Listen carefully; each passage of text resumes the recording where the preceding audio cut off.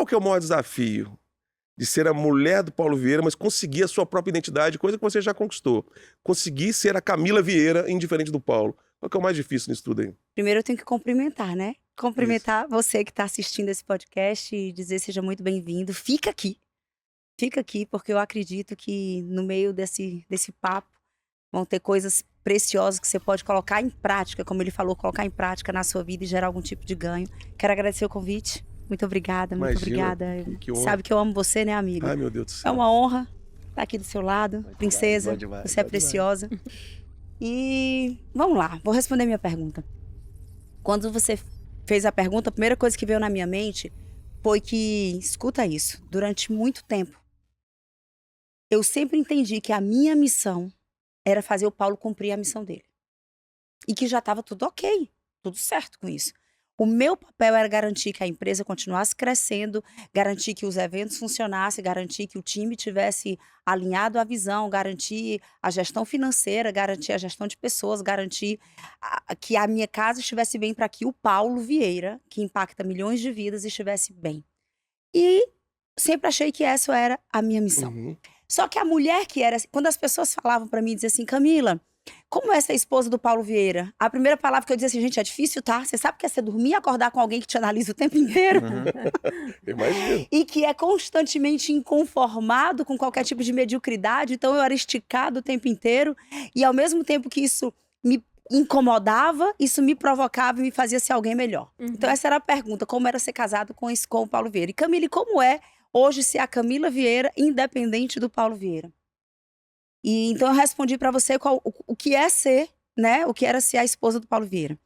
E eu até coloquei no meu livro que aquela mulher que não tinha nenhuma clareza da sua identidade, não tinha. Eu achava que tinha, me achava a toda poderosa, aquela mulher que faz muitas coisas, mas eu fazia muitas coisas certas pelo motivo errado.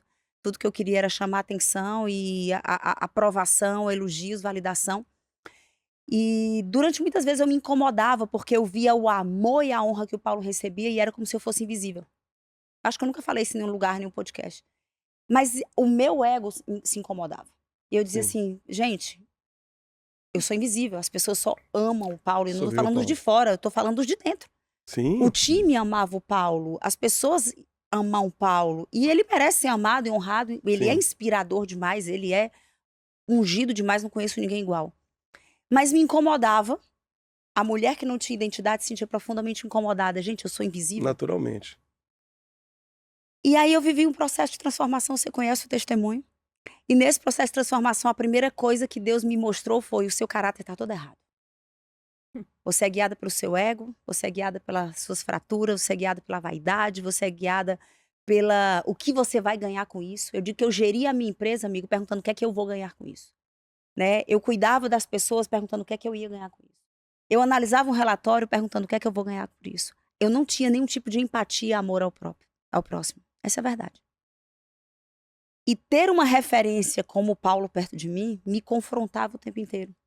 E aí o ponto que eu comecei a ter consciência. E eu comecei a pedir para Deus, Senhor, me dá o amor que ele tem por pessoas. Foi a primeira oração que eu tive que fazer, o primeiro estágio da consciência, me dá o amor que ele tem por pessoas. Eu quero amar como ele ama, porque me irritava o amor que ele tinha por pessoas. Era como se eu estivesse perdendo o marido para os outros, entendeu? Mas nada mais era do que o meu ego vendo alguém muito melhor do que eu. E nesse caminho, nessa jornada, eu digo que Deus me deu Ele disse hoje que eu amo 10 vezes mais do que ele. Mas foi um processo. E esse processo eu tive que quebrar o vaso. Moer o orgulho. Reconheci tudo que era fraturado em mim.